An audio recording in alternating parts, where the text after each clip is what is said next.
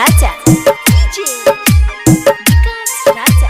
Presented by Cine Parda Films, Rajgir. कर लेना सुनेंगे मैया छठी माई के बरतिया। कर लेना सुनेंगे मैया छठी माई के बरतिया। तो दोनों बेरा देवैगे मैया सूरज मलह के अरगिया। तो दोनों बेरा देवैगे मैया सूरज मलह के अरगिया।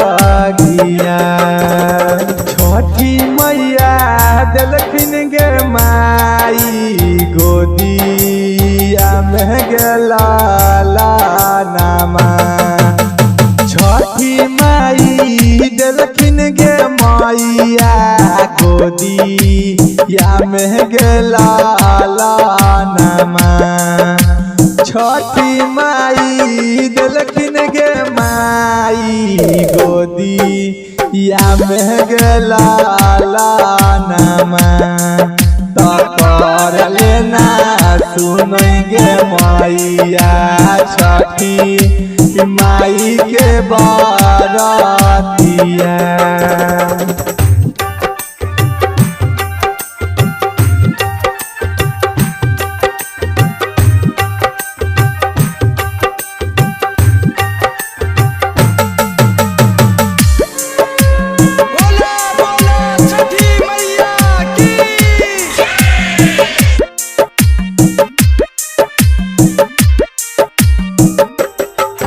कमलिया घर से पान के पतावा लाई देवो हे मैया।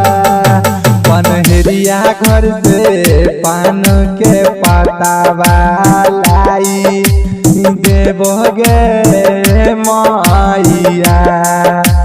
तो मामा घर से बास चंगेलिया लाई देवोगे मैया। कमलिया घर से पानया फूलावा लाई देवोगे मैया। जई बोबा हजरिया गे माई लाई देवो सब फलावा। जई बोबा हजरिया गे माई लाई देवो सब फलावा। सूरज मला खुसरे होथिन लैबै घौरे घौरे गे खेलावा। सूरज मला खुसरे होथिन लैबै घौरे घौरे गे खेलावा।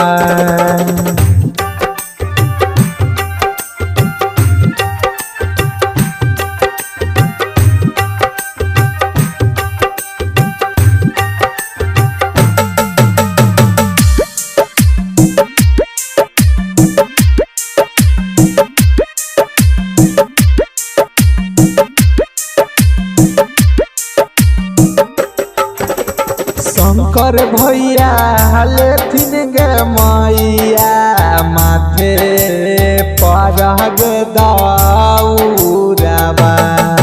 अगे यार के रौशन भैया गे मैया लेथिन माथे पर गे दौरावा।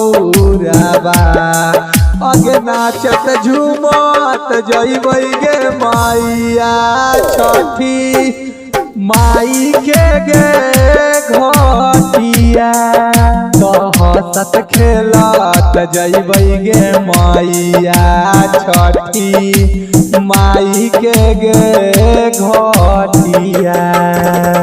राहुल रई तरवा से मैया नहीं होतई कौनो गे गलतिया।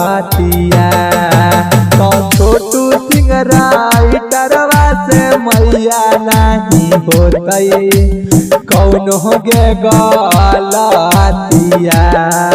तो झार झारे लागे मैया करो तोरा से गे बिनतिया तो सागोर बेदर दिगे मैया जैतई छठी माई के गे घोटिया।